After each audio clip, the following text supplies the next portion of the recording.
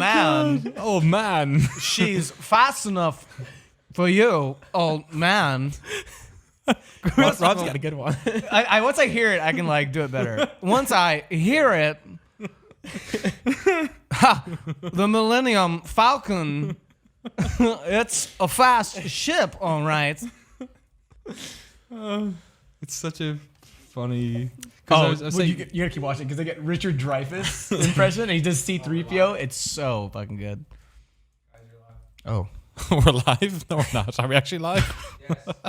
The show started? We're just sitting here talking about fucking Star Wars videos. That's beautiful. It's a beautiful thing. We're live. We're actually live. This is amazing. Millennium How long have we been live? We're just playing Millennium Falcon.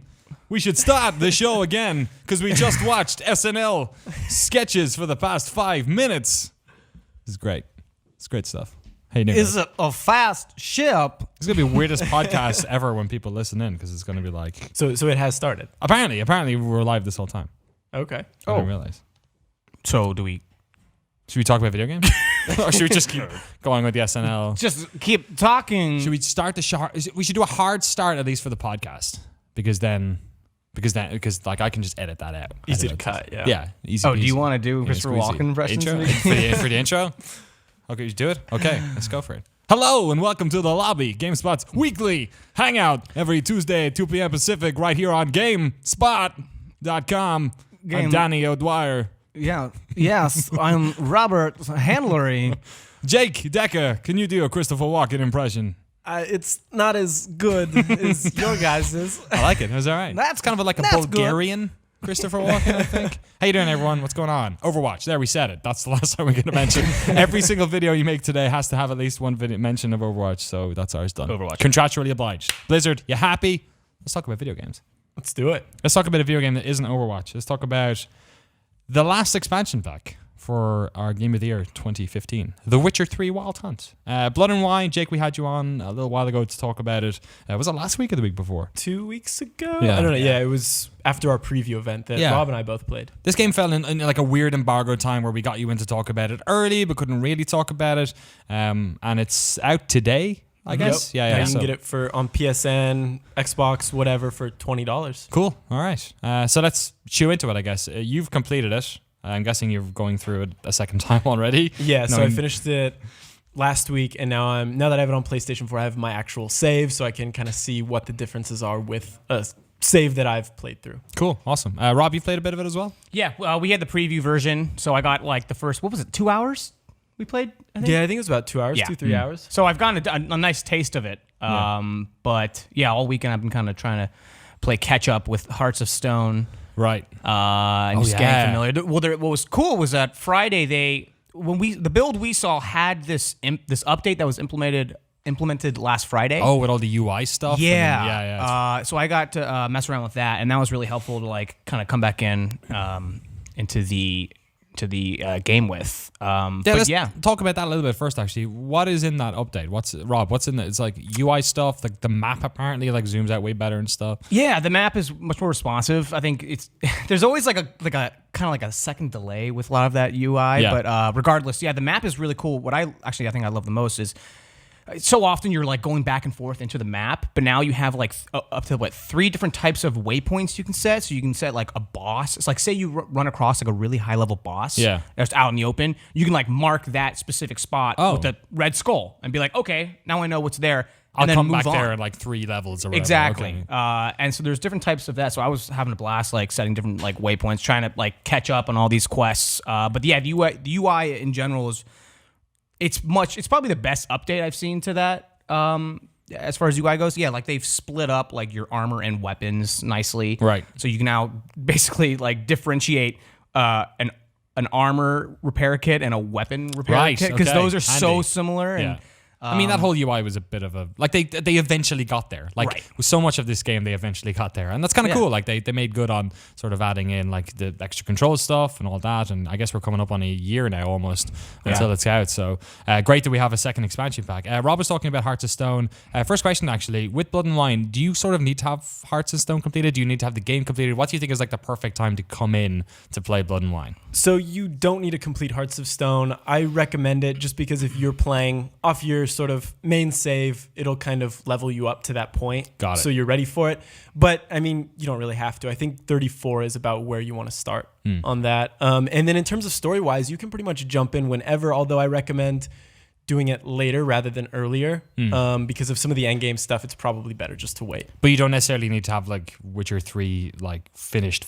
No, you do not need to have it finished. I forget the exact point where you can kind of jump into it, but I think it's probably at the beginning of. I don't want to spoil too much, but after the big fight, after a big fight, one of the first big fights. Yeah, the big fight that feels like the end of the game, but then it isn't. We're not done. Yeah, I actually say the same for Hearts of Stone because there's a couple of little spoilers that happen sort of in that area as well around there. So let's dive into it. I guess the first really boring question I'm going to ask is how long is this? How big an expansion pack is it? It sounded like they were trying to make a sort of like a small little addendum to The Witcher. And after talking to some of the CD Projekt Red folks a couple of months back, it sounded like this expansion pack had actually gotten away from them and was quite big. Does it feel big? Does it take a long time to complete?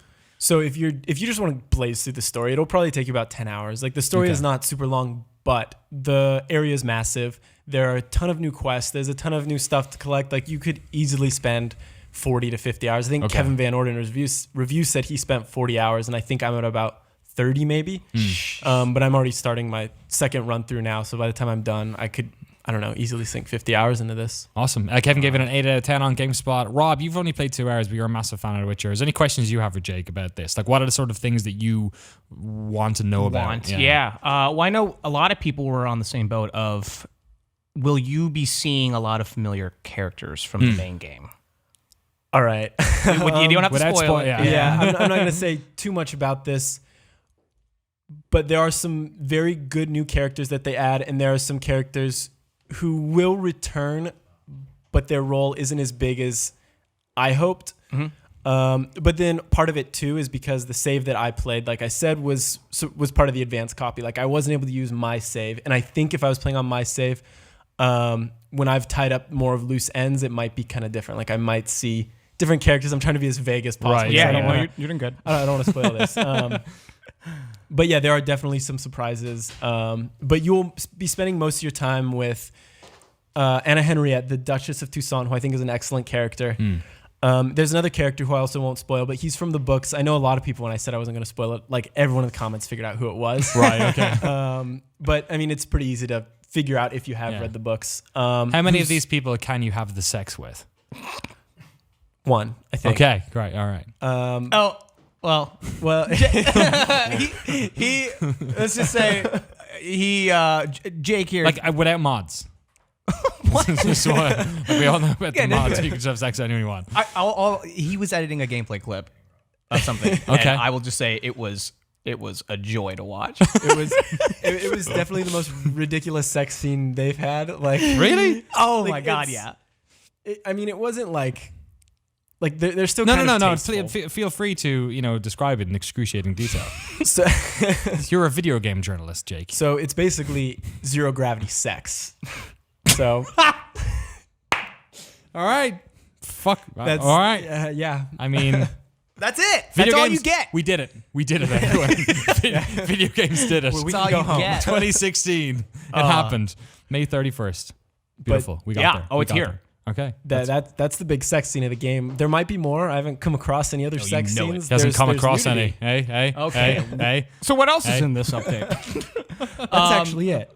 What I'm really excited is I think the main drive for me is there's this whole new skill tree for mutagens. Oh yeah. When we saw the preview build, they hinted at you basically can upgrade your Ard sign to throw down like a freezing AOE type of move. Have you tried out any other ones? I know there's 12. Right. So I've tried out a few. One of the big things with that is that you need greater mutagens. If you don't know what that is, basically you just need to farm mutagens in order to get these. Right. And then you need lots of skill points. So unfortunately with the PC build that I was playing, I didn't get to use a lot, but I did get to use some, and the ones I did get to use were really cool. They were slightly overpowered, but I think that's the point, right? This is kind of like their final outing, so it's kind of Right. You just kind of have fun. Like one in particular that I really liked was every time you counter someone whose their health is like below 25%, you get an instant finisher, and the finishers in this game are really cool. So that's it's like sweet. you counter it, and Geralt like dodges and cuts the guy's head off, and all sorts of gory things like that, which is a lot of fun. Does that? Sorry, go ahead. Such as like just straight up new finishers, or would you say that there are some that you've seen before? They're ones you've seen before, but the thing is normally it was kind of random when those would happen. Okay. Like I think there was like a certain percentage to dismember, and in this it happens no matter what. So does all this stuff we're talking about, does that pull back into the main game? Like if you had unfinished quests, like I have a bunch of unfinished quests in the main game, would all that mutagen stuff, would that pull back into the main game as well, or is it sort of isolated? So if you have Blood and Wine, then yes. Right. If you don't have Blood and Wine, you'll still get the new UI, but you won't get the new mutagens. Okay. So yeah, if you complete the quest you needed to get those mutagens, then you can go back to Skellige or whatever, and you'll still have all these sort of OP mutagens at your disposal. Sweet. I guess the last question on this is, like, as somebody who's a big fan of this series, like you've completed The Witcher 3. How many times have you completed Wild Hunt at this stage? 3. Okay, 3 times. That's quite a lot. It took me like 200 hours to complete it once. You have no life. That's fine. Don't worry about it. As somebody who's a big fan of the series, did this feel like a good sort of last farewell? Are you satisfied with what it ended up being? Because, waited almost a year for this expansion. What did you think about it, Jake? So I was very satisfied with it. I kind of like what I said before. Like I think I need to replay it with my save because some of the loose ends that may have not been tied up in that save are definitely tied up in my save. So I kind of like to see how the ending differs with that. But in terms of like Geralt's story, I think it's a great finish to Geralt's story. And I think just sort of they take a lot of sort of liberties with this, with their final one. They play a lot of jokes. I mean, because at the end of the Wild Hunt, the Geralt story, for whatever way, it's kind of wrapped up anyway, right? Yeah. So is this sort of like a fun little jaunt off to the side? Exactly, and it kind of doesn't take itself nearly as seriously as the main game, even though it is still very dark. But like, it's like Saved by the Bell, like summer break, sort of. Whatever. It sort of does kind of feel like that. But I was showing Rob one place in particular that you get to later in the game, which looks like it's taken straight out of like a beautiful fantasy book. Yeah. Oh, cool. It's absolutely gorgeous. That's what's super cool about this expansion, I would say, is how much different it looks stylized wise. Like it's a very bright, like I'm just having played almost all weekend. God, it's like overcast, raining the whole time. It's like it's a very gloomy area for the most part, like No Man's Land and all that sort of stuff. Right. Yeah. But this is the exact flip of the tone pole. Like it seems like a very cool, refreshing area to explore. That's excellent. Looking forward to it. $20 you said, Jake? I think it's 25. 25? 25 if you have the season pass. Got it. And you get it for free if you have the season pass already. And then it's 20 if you don't have it, but you might as well get the season pass and get Hearts of Stone as well. Hearts of Stone was pretty good. Yeah. Smaller, but definitely worth playing. All right, there you go. 8 out of 10 on GameSpot.com. You can check it out yourself. Folks, let us know if you're going to be interested in picking up The Witcher 3 and whether or not you're happy with how that whole series ended. Let us know in the comment box below. All right, gentlemen. I'm sorry. I'd love to continue our Christopher Walken improv session, but it's quite all right. Don't worry about it. I think you did a great job, Rob. You're beautiful. Get more cowbell. Thank you. See you later, Jake. That was awful. I know. Don't worry. Let's get some new people in here. Jimmy Thang, I believe. We're gonna pop a lobby cherry here. Not you, Mike. You're a lobby. You're a lobby slut. You're here all the time. Come on, we can't get rid of you. I can't wait to be a lot. It's gonna happen. Yeah, I know. You get a special pay rise when it happens. Jimmy Thang, how you doing, my friend? Good. Welcome. Thanks for having me. I'm too good. No problem. For people who don't know, what is your role here at GameSpot? So I'm GameSpot's, somewhat new, I guess, tech editor. I've been here about a month or so, covering lots of hardware. Yeah, but you've been covering hardware for a long time, right? Yeah, I've been covering like PC gaming and hardware for close to 10 years now. Actually. Right. A lot of stuff has changed, and a lot of stuff hasn't changed. You're still plugging graphics cards into Yes. motherboards and seeing how good they run. Yes. Awesome. Well, there has been a bunch of interesting graphics cards come out in the past week. The 1070 and 1080, both of which you have reviewed. The section title I had for this originally was "Should we all buy a 1070?" Because I can't, in recent memory, I can't think of a series of cards that have come out that have really sort of jumped ahead. It reminds me of the sort of like the 3DFX days almost, when you're like, oh, this is such like a massive jump in terms of quality to cost that you sort of like have to jump at it. Yeah. So both the 1080 and 1070, they're both Nvidia Pascal cards, and usually So this jump from the 1080 from like the 980 and the 1070 from the 970, it represents arguably the hugest jump that I've seen in recent history in terms of performance. And I think it's because a combination of different things, but normally you get a faster video card because of architecture improvements, or like a different, more efficient nanometer design, like a smaller nanometer design. Both of these cards have been able to enjoy both. Right. So it's both a sort of a shrink in processor design, and also a more efficient architecture. So where did this impetus come from? Is this like, because me as a layman, as somebody who buys graphics cards, but I don't really know all that much about Sure. it. I'm thinking like, is this something to do with like 4K or VR? Like, where is the like push for this amount of improved? So who's this for? Yeah. So I would say the 1080 and 1070. So 1080 is about 12 to 23% faster. Okay. It's also like 36% more expensive. So the 1070 Then is actually what? Then the 1070. Then the 1070. So 1070 is actually a better deal, even though both cards are actually really good deals. Yeah, 1070 is only like $380 or something. $380, and it performs as well, if not better, than the Titan X, which is $1,000 video card. So that it actually outperforms it by like up to 9% from my tests, and then it's like 55% cheaper. Wow. So that's pretty crazy. Yeah. But to answer your question about as to who it's for, I would say if you have a 1080p monitor, like and you plan on sticking with 1080p, these cards are probably not for you. Right. They make a lot more sense when it comes to like 1440p or UHD as people call it. Yeah. The 1080 can also do 4K as well. Although you probably won't be able to max out every single game with playable frame rates. It can do most of them, I'd say. So what games did you test it on? Because the review obviously So is the 1070, I GameSpot. tested it on a bunch of things. I ran it through about half a dozen benchmarks or so. Metro Last Light, which is Melt's graphics cards. Yeah. Shadow of Mordor and things like that. But I also played some more recent games. So I played like Overwatch. I played the PC version of Rise of the Tomb Raider, Dirt 3, The Witcher 3. And yeah, like at 1080p, like it's going to be able to max out above 60, except for Tomb Raider, which is problematic for some reason. It's all that hair technology. Maybe it's not the best port. I don't know. But aside from Rise of the Tomb Raider, it will be able to max out every game way above 60. And your monitor, most people's monitor can only they mostly have a refresh rate of 60 hertz. Right. So which means that you're wasting basically money or frames once it goes beyond that. And so if you have a 1440p monitor or really high refresh rate 1080p monitor that goes up to 120 hertz, 165 hertz or whatever, then it makes sense. So that sounds like the catch to me now. Now I know why it's cheap, because the universe is going to need me to buy a 4K monitor to get the most out of this fat boy. Or at least a 1440p one. Right. Yeah. It's crazy stuff. So let's, to me, like, it seems like, I am very much the type of person, I think a lot of people are, who like, they don't go for the top end graphics card. Yeah. I go for like the high end of the medium or like the low end of the top. And the 1070 seems like a great deal at $380. So why would I want the 1080? I would say get a 1070. But there is a use case for a 1080. Like I said, it is 12 to 23% faster.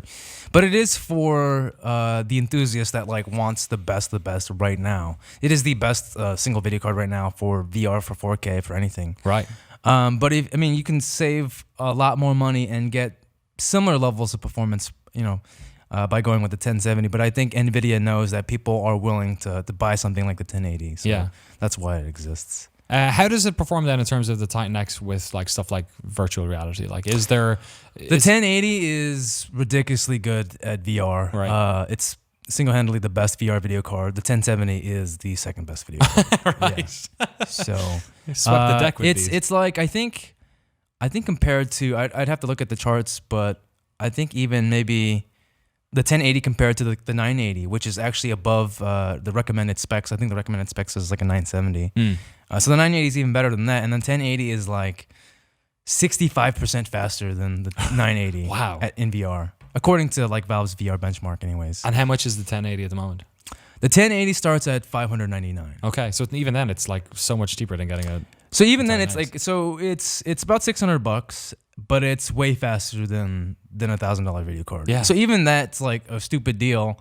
And then the 1070 is like, wait, it's even faster than the Titan X as well, and it costs like 55% less. Like that's insane. Yeah, so Titan X is basically like an unbuyable card. So at this basically, stage. I think if you bought a Titan X like a month ago, you're probably crying right now. Oh god, I've actually looked at Amazon already, and it looks like the 1070s and the 1080s are already sort of dropping in stock. Right. So I asked Nvidia about this.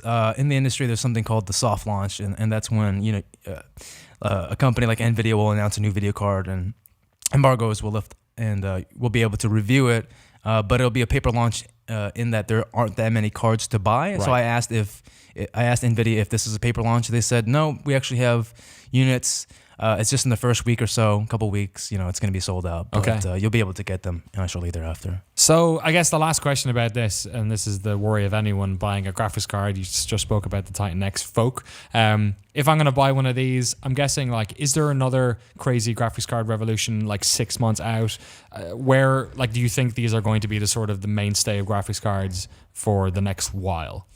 If you ask me, no. The typical cadence is if you look at the 900 series, for instance, Nvidia released the 980, and the 970, 960, and all that stuff, and it goes cheaper from there. But they also, eventually announced the Titan X. So we might see the Titan series. I mean, this is my conjecture. I don't know anything. We might see a Titan version of the 10 series, the 1080 series or whatever, and then you could see, normally in this type of environment, you'd probably see a 1080 Ti eventually. Right. And if I were to guess, I'd probably suspect, and this is just again my conjecture, I'm guessing maybe holidays, maybe one of those cards, either the Titan version or the Ti version. Doesn't sound like it's worth waiting around for though necessarily. These are the last one of the lines in your review was crazy. It was when you compare it to the Titan X, it's up to 9% faster and 55% cheaper. That's a crazy right. deal. So first of all, these are not the end all be all cards. Right. In terms of performance, there's in the PC enthusiast space, there's always room for more performance. 4K, running Metro Last Light at 4K with everything maxed out. There's no single video card that can do that today. Okay. Wow. Still. Not even two 1080s. I don't think can do that. Not at 60 frames per second, anyways.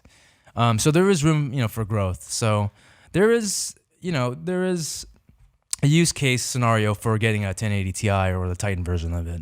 Can you run the 1080 and 720, 1080 and 1070 in SLI? No. Okay. Yeah, you might be able to do 1070 as a physics card, right? But nobody really does that. Yeah. So damn. Mike Mahardy, I'm so sorry. I don't know much about any of this. I'm actually in the process of building my own PC at home. My last one's on the East Coast. Sweet. I'm just gonna give my credit card to Jimmy and let him. Right? It's great when we have an expert on and you can just ply with a bunch of questions and he just knows absolutely everything. So I'll give you my passwords to Amazon and everything. Everyone needs it. But I don't want that though, because everybody goes to me and can you fix my computer? No, I don't want to do that. Your auntie's I won't tell them you modem's did busted. I'll pretend I was smart enough to figure it all out myself and take credit. Damn, but I'm saying if something breaks and then you go to me and it's I don't have time for this. Awesome. So when are you're upgrading your PC at the moment? I feel like I upgraded my PC. I upgraded mine 6 months too late last year.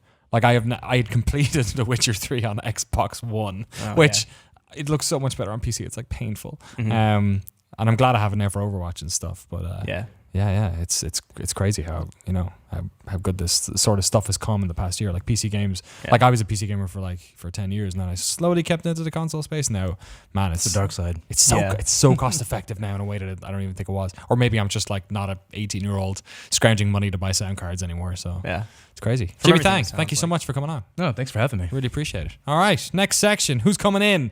Jimmy's got to go review more graphics cards and all that hot next wave. hardware stuff. The next wave, it's coming. Alexa's coming in.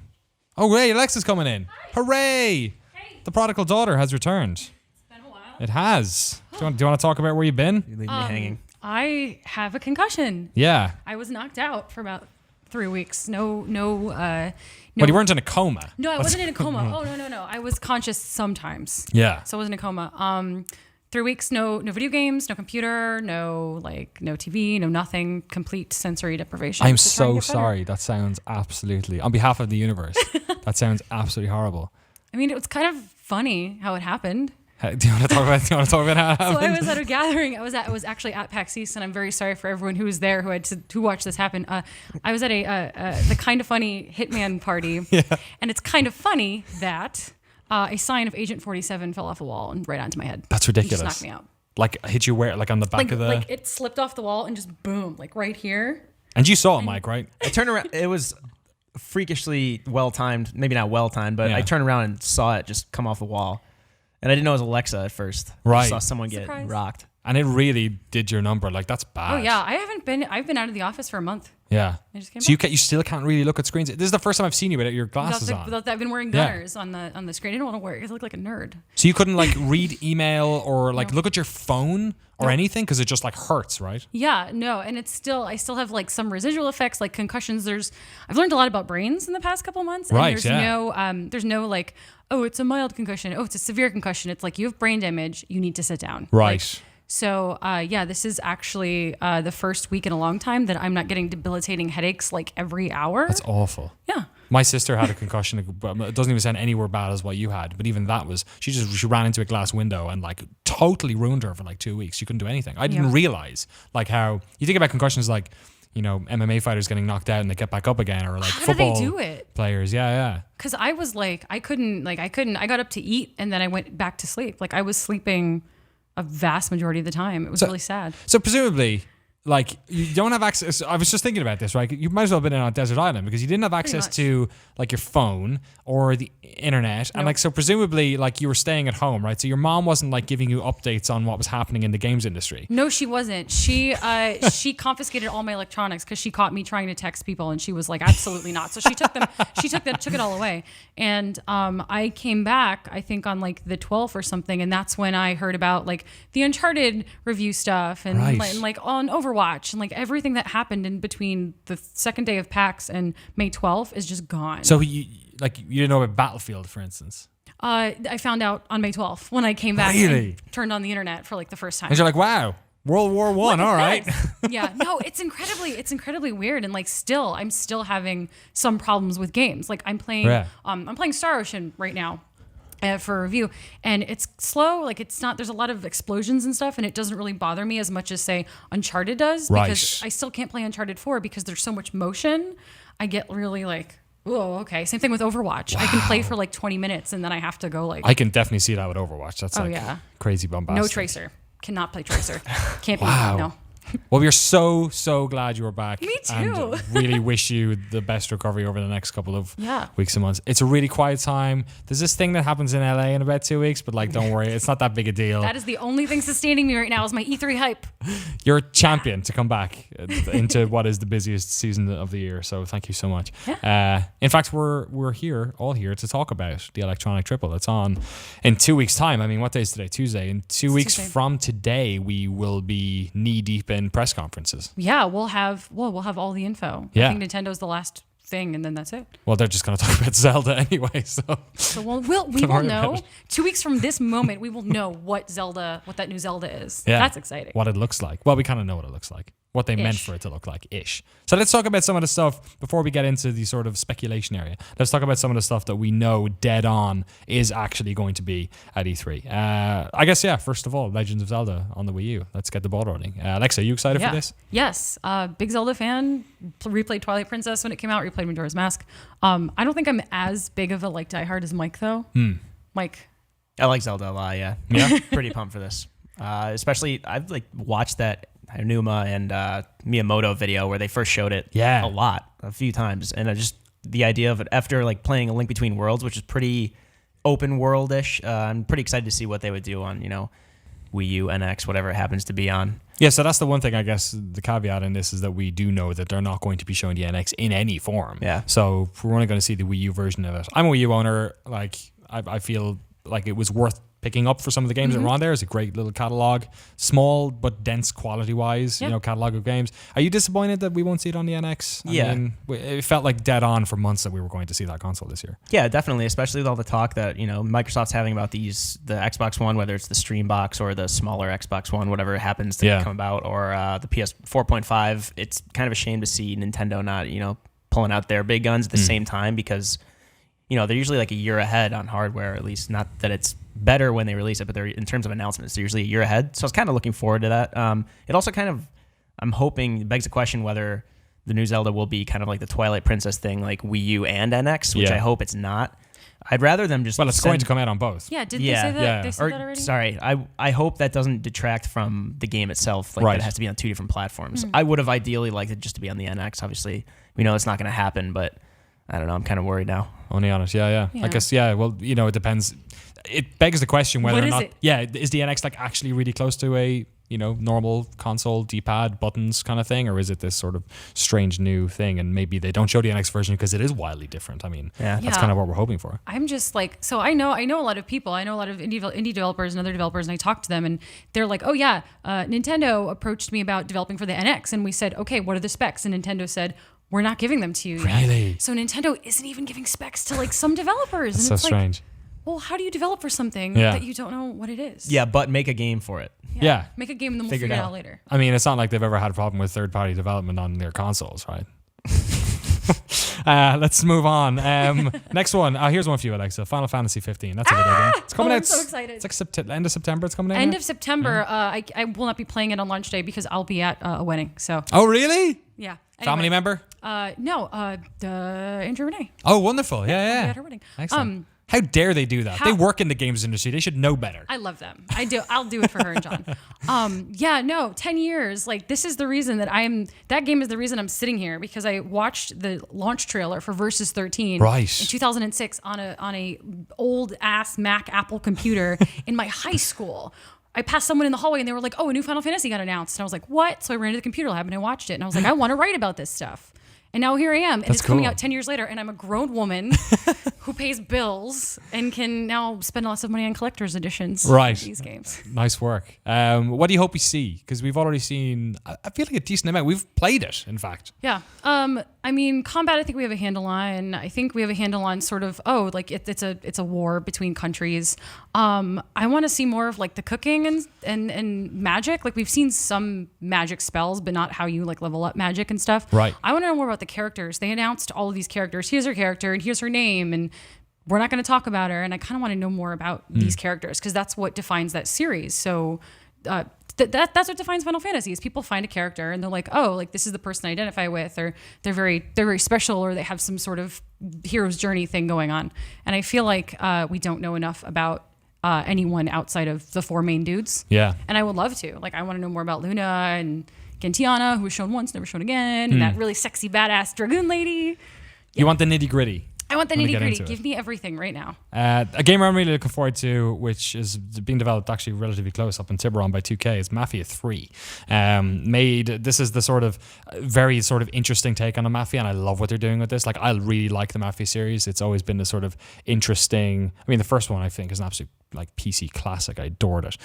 Interesting take on a sort of open world game in a way that sort of, I guess, games like LA Noire kind of later managed to dip their toe in. But this one's set in New Bordeaux, African American protagonist dealing with sort of very interesting sort of racial issues around. I mean, the whole idea of like taking this away from the Mafia and calling it a Mafia game in and of itself shows you how bold they're being with this. Either of you guys excited for Mafia 3? Yeah, I played it for 3 hours a couple months ago. Oh, wonderful. There's a preview on GameSpot.com. Yeah. No, I'm really excited for it. Like open world games are a little daunting to me, but I really like the way that world is fleshed out and the way it feels really lived in, and that's what's got me very interested for this one. What about yourself, Mike? Yeah, I really like period piece games. You Right, mentioned yeah. LA Noire, but for a while it's just been Assassin's Creed essentially. I mean, Yeah. you have like one other like the Saboteur, which Yes. goes overlooked a lot, which Yeah. I like. But Irishman in Paris. Yeah. Yeah, So love I'm really looking forward to Mafia 3's New Orleans setting, because that's pretty unexplored in games. I mean, there are games set there, but I'm really looking forward to how they actually flesh out historically the setting, because that's always appealing to me, like actually kind of living in that environment. Yeah. Always interesting. We're running out of cities in North America to go into as well. Yeah. So, yeah. Let's go to Like an Syracuse obscure or something. one. Syracuse, yeah. Syracuse. Syracuse. All 8 Synecdoche. square miles of it. Speaking of places outside of North America, Mass Effect Andromeda coming out 2017.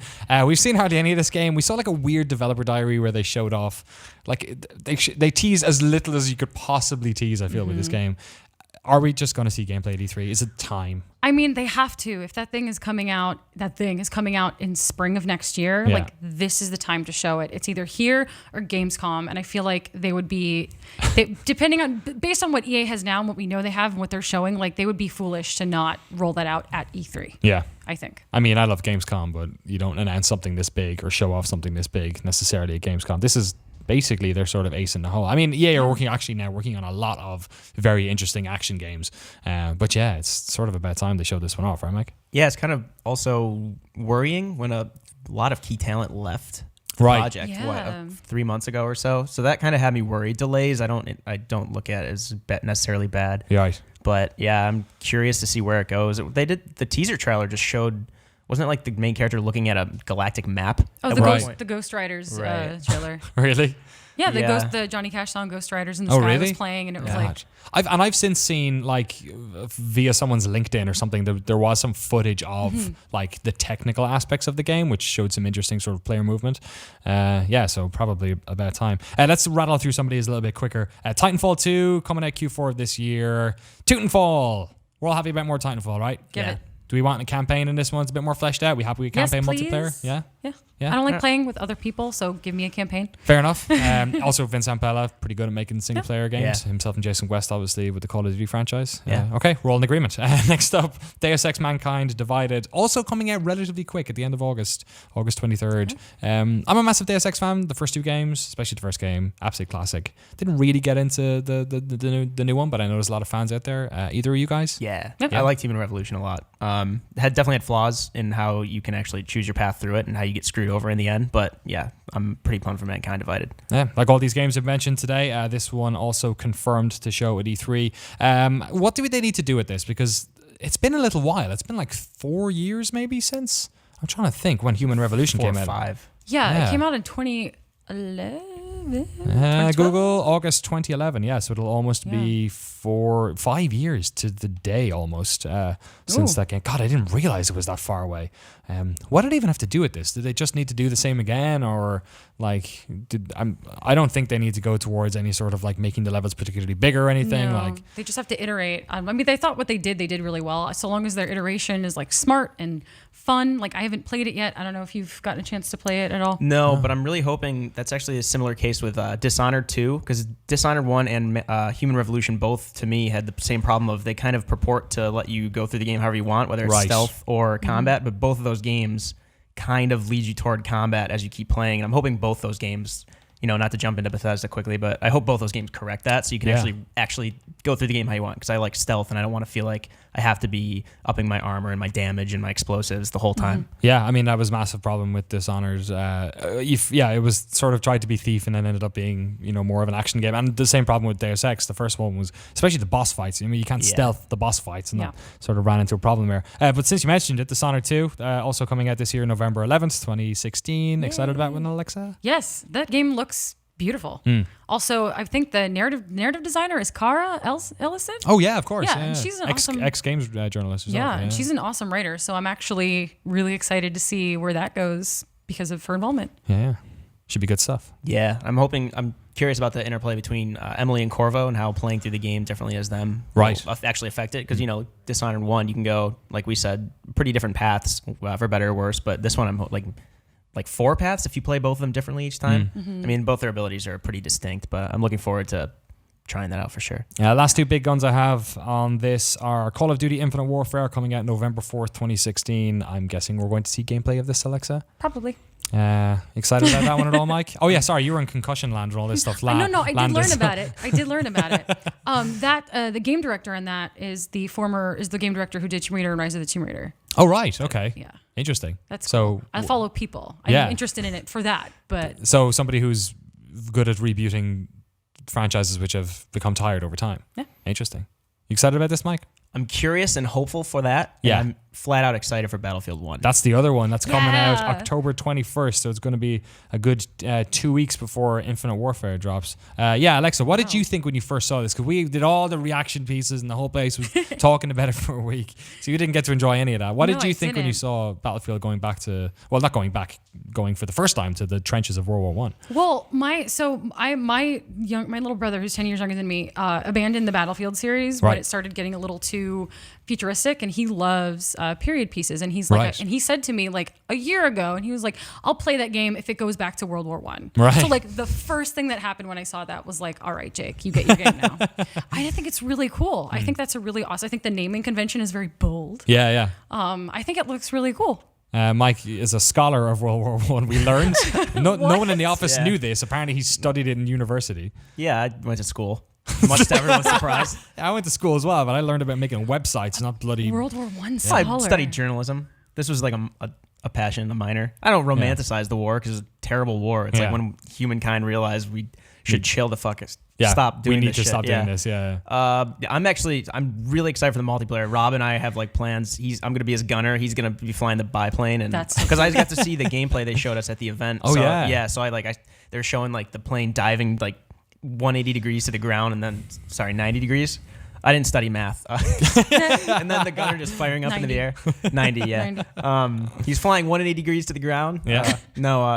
But I'm really excited for the story too, because they mentioned the Harlem Hellfighters, which that'd be such a badass thing to show. And they said there'd be different people from different parts of the war, Like and also the Bedouin horsewoman as well. Yeah. And also like I'm sure that like the Christmas truce and maybe the Marne will be shown. I don't know but what any like, of those things are. Oh yeah. Do you think there's gonna be like a football mini game? No. So Alex Newhouse messaged me because he's like him being into history and stuff. He's like, dude, what if they like shut down the servers on Christmas so you can't? Oh my fight god. I was like, oh, that'd be awesome. That would be so clever, and also everyone would hate them. Oh yeah. Like the one day everybody's home and can play games, Or they just mod the server so that everyone's playing football instead. That'd be awesome. Like it boots up FIFA. They could do that. It's EA. That'd be Please so do sick. that. That'd It's be EA. They can do.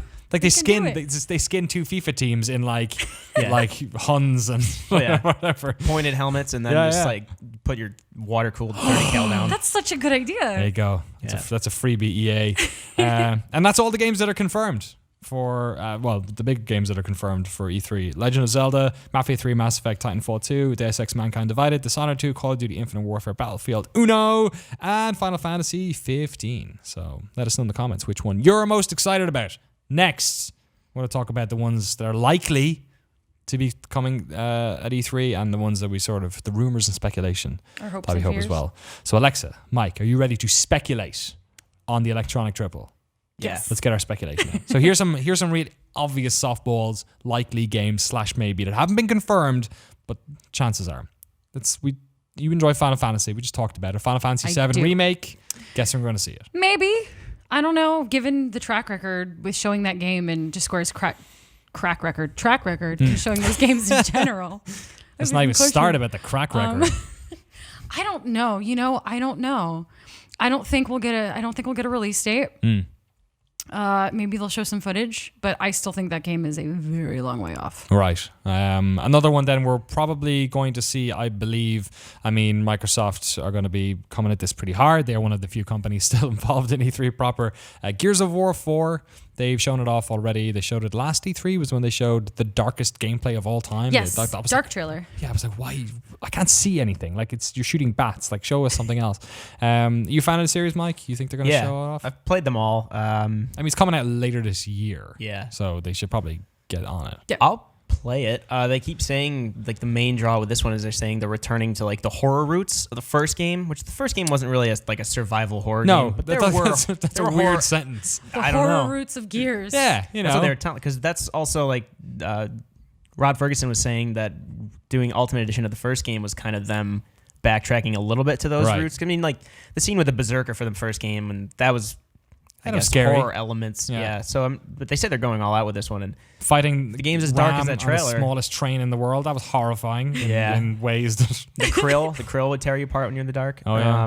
I don't know. I'm curious about that one too. I can't say I'm excited yet. That could go either way. Yeah. I feel like the beta didn't really light anyone's expectations on fire or anything. No, the beta was a lot of fun. It was fun, but it was also like, like what is it? Like why am I coming back? Yeah, I was like, why I are we remember coming playing back? this in 2006. Yeah. So it's also tough because the first game kind of redefined what a third person shooter could Totally. be. So now how do you replicate that? Yeah, how do you do that again? Or improve on it? Another game, actually, of a very interesting game that I'm very excited about. Guerrilla Games have been working on so many franchises over the years, and I feel like for the longest time they worked on franchises that like certain people were excited about, but never got like the sort of mass hysteria that people. Yeah, exactly. Killzone was a game that like Sony was pushing a lot, and like Killzone 3 looked wonderful, and Killzone 2 looked wonderful. Maybe not as good as it did when they first showed it off. But with Horizon Zero Dawn, there seems to be like a genuine sort of excitement bubbling about this game. Not just because of how it looked, but the interesting way in how it plays. Alexa, are you excited for Horizon? Very excited. It's different. It looks different. Like every E3, people parade out the trailers and we think, oh, it's another Gears or it's another thing. It's a whatever. But I feel like this trailer, when they showed it last year, was the first genuine moment of that, besides the Fallout announcement, was when we were actually looking at something like, oh, this is new. This is something different. So yeah, I'm totally excited about it. It's going to be interesting. Is this the latest game? Was the last game you made Shadowfall? I think so. I think Shadowfall might have been the best Killzone. Like I really enjoyed Shadowfall. I thought it was. No, what do you think, Mike? I prefer 3. Okay, decent game. I mean, I feel like they figured that series out as they went along. Sure. I guess I wasn't a massive fan of the first game. So that's Horizon Zero Dawn coming. I guess we'll find out soon enough. Look at that. Look how pretty that world looks. I hope it's soon. Mm-hmm. Yeah. Lawbreakers. I mean, playing that Overwatch video game, a lot of people are. I feel like maybe Gearbox's one didn't take off quite as much. We'll know about that pretty soon. Battleborn. Yeah, Battleborn. It's I was looking at Steam. I forgot it existed. Spy and looking at the sales. It doesn't look like it's doing super hot. Who knows? Consoles. I guess we'll find out soon enough. Best of luck to them. But this whole area of like, I don't know. It's obviously that's more in the MMO space. Overwatch is very much a class shooter. Lawbreaker seems like it's kind of a mix between a class shooter and an arena shooter, which is something Cliff Bleszinski is used to. Obviously, being part of the creative leads involved in the Unreal Tournament franchise. You guys excited at all about Lawbreakers? Want to break the law? Break the law of gravity? Shoot some people? Mike? Yeah. Yeah. So I wasn't until I read a preview. Scott Butterworth did a preview, said he was pleasantly surprised. And then at PAX East, I got to play it. It's really fun. It's the thing they keep saying is like it's all about the verbs, which most games are. But they're saying like it's very much this kinetic kind of mobility. Right. It feels more like Doom to me than but with interesting like classes. Not because Doom multiplayer I'm not a huge fan of. Yeah. Despite how much I love Doom, but it feels more like that. It's just that it's kind of a floaty, really not Twitch based. Like it's not a crazy fast time to kill. It feels as like I think we're in like the middle of the shooter renaissance this year with so many games. Yeah, it's crazy. And there's like a bunch Shooter coming renaissance. up. Yeah, I don't know. Nobody expected Doom to be as good as it was. No. Like, what that is like the craziest like most shocking thing ever. Yeah. Like that's happened in years in first person shooters for me was how good Doom was. And Overwatch is a classic. Yeah. Like Overwatch is a Team Fortress too. And I would say if you're enjoying Overwatch and Doom like myself, I was switching between them all weekend. I think Lawbreakers you'll be super into. Or if you're like an old school Quake fan, you'll like this. Right. Yeah. Yeah. I'm really looking forward to this. I mean, the Unreal Tournament alpha is really good, but it definitely seems like it's looking backwards. I like the idea of somebody taking that and looking forwards a bit. So guess we'll find it. Hopefully we'll find out during E3. We don't know if this stuff's going to be shown. Recore. That's I mean, Keiji Inafune working on this one as well. Mighty Number 9 is finally coming out, right? There's between that and then like the Red Ash Kickstarter debacle, and then like everything else. Like I don't think it's a Keiji Inafune game so much as it is like Keiji Inafune is overseeing it or just like producing it or attached to it in some way. Probably a good thing. I wish all the best for this game. Much better than Mighty Number 9. Yeah. We'll have to see. I mean, yeah, that was a game, that we saw a bunch of trailers for, and no it gameplay, looked. No, I mean, Mighty Number 9 was back in the day, and then there was a sort of expectation, and it never really met it. Whereas Recore, we've seen trailers, and we haven't seen gameplay, and who knows? Like maybe it doesn't end up coming out as big as we want. Obviously, bigger budget than Mighty Number 9, but we'll have to wait and find out. Another game that sort of exists in that weird world, but we have seen gameplay for, is Scalebound, and Microsoft sort of banged that drum real hard when it first came out. I feel like, was it Gamescom last year is when they showed a big chunk of it, I think? Yeah, I think I was at that presentation. Are you guys excited about that? I feel like that's more in your wheelhouse, certainly, than mine. Are you excited about it? I'm excited about it because it's a Kamiya joint. And I got to like go to the studio last September and like talk to them about Scalebound and whatnot. And their vision for it sounds really cool. Like it sounds like the game is being made by a group of people that are like, these are our childhood dreams, and like this is what we thought would be cool, and like they're making it into a game. And that's cool to me because like we're all kids at heart when we play video games. Also, it's an RPG. I'm gonna play it because it's an RPG and it came from Japan, so I feel like I have to play it. But there's some things that I'm just sort of like, well, like the main character seems a little. Right. He's like Dante. He's like he's Dante. kind of he's like cool, but in a really not likable way. Yeah, I'm it's like the cool, but opposite side also- of. Because I was really surprised by Sunset Overdrive how they managed to actually hit that one kind of right. Yeah. Like he's kind of a dork and he's a bit like cool for school, but he's But actually, they ran with it. They Yeah. were like, we commit to the door. It like worked. This guy is just like derpy-ish. Yeah, he's like he's not. He's a little derp. I would not call him up to hang out. No, It's like an I wouldn't. unpopular Sigma Chi in a suit of armor. Right. Yeah. Perfect. There you go.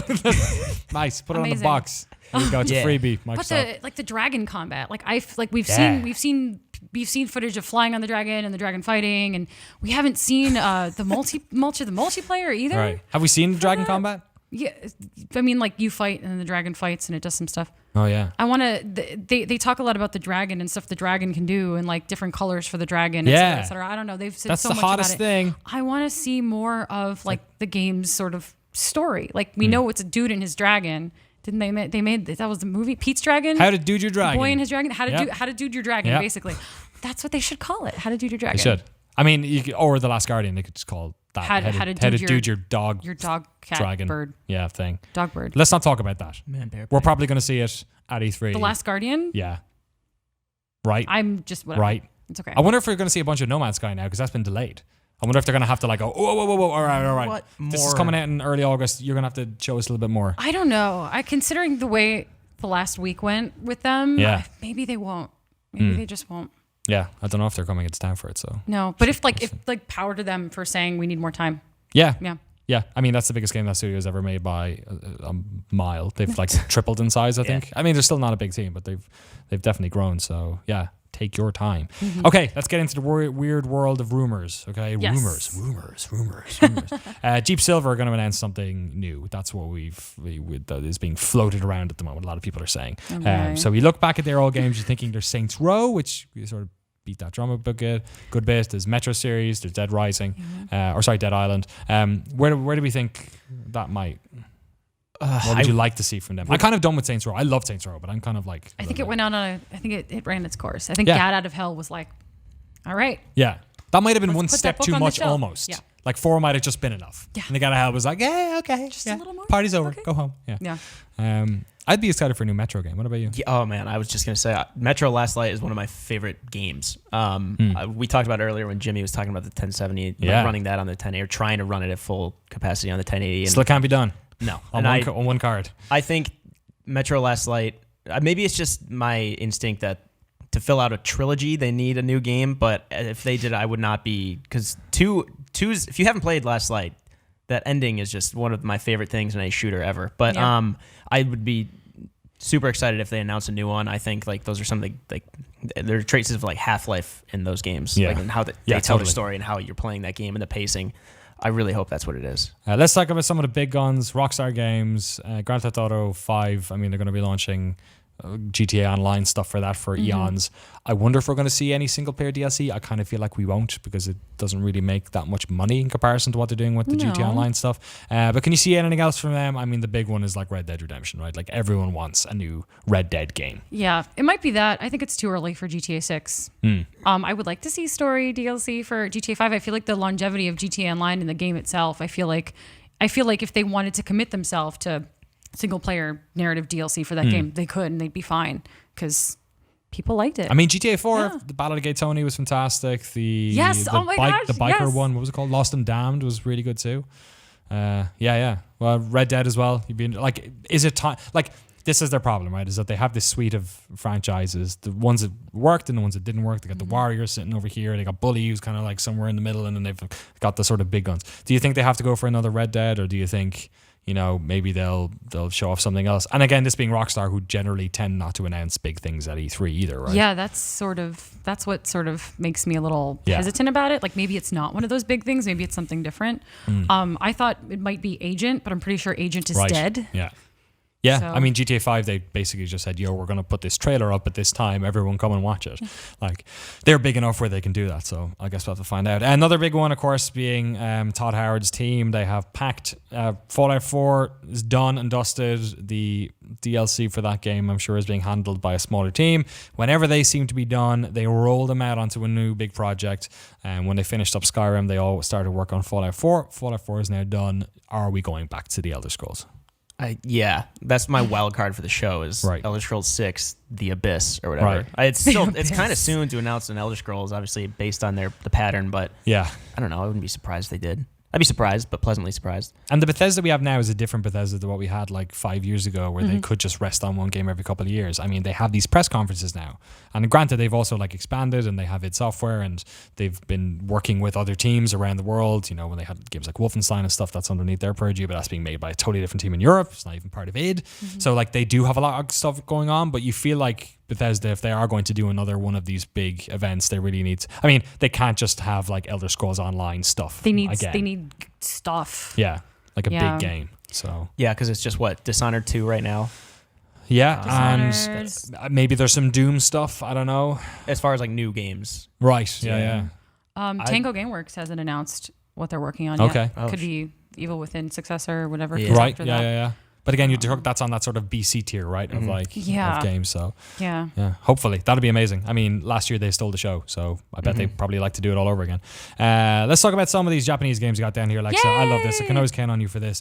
Nier Automata, new Nier game. I love Nier. It was weird and stupid and amazing, and I'm so happy they're doing a sequel. This game is actually being made by Platinum.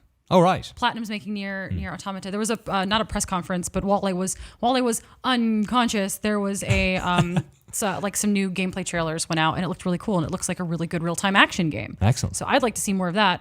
Kingdom Hearts 3, just hoping. course, yeah. That's my wild card. It's the thing I hope to see.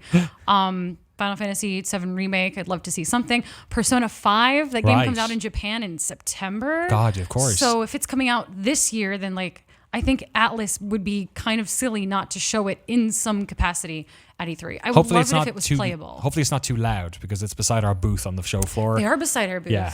So I had to listen to like that Persona 4 dance. The Persona 4 game dancing all over night and game. over and over again. But you got to see the Teddy. They come did have a out Teddy and dancing, dance. and yeah. So whenever I'm interviewing people in the background, it was Teddy just like doing his thing. Amazing. He was pretty good. That's those are my hopes. My hopes and my dreams. Not as far east, but a little bit. Well, depending on where you are, I guess. Is our good friends in Warsaw, City Projekt Red. Cyberpunk 2077, obviously something that they have been. There's a lot of fandom behind. All they've ever shown is that one trailer, which is pretty cool with that Bullet song. Great job, all that hype. Also, though, there was an earnings call or like an investor thing they had back in March where they talked about a brand new game, a new project, which was something that they said like isn't going to be like any of the other franchises they've worked on before. So I don't know what the hell that thing is, whether it's going to be a smaller thing or a bigger thing. Maybe they'll show that thing off as well. Yeah. Whatever that is. I bet it's So like a different genre or the It sounded like it. Yeah, they did a presentation. Marcin Nowinski did back in, and I talked to him. I tried to talk to him about it during GDC, and he was having none of it. same here. Right. Well, I yeah. interviewed him about Blood and Wine, but he Yeah. wasn't talking about like Cyberpunk or they're anything so else. good. They are so good at being just like Yeah. totally mum. Totally. I mean, even with The Witcher 3, like they have the sort of PR release things so good. They've at got this it stage. down. And they've delivered. Yeah. With The Witcher 3. So I think that's why people are even more excited about Cyberpunk than they were before.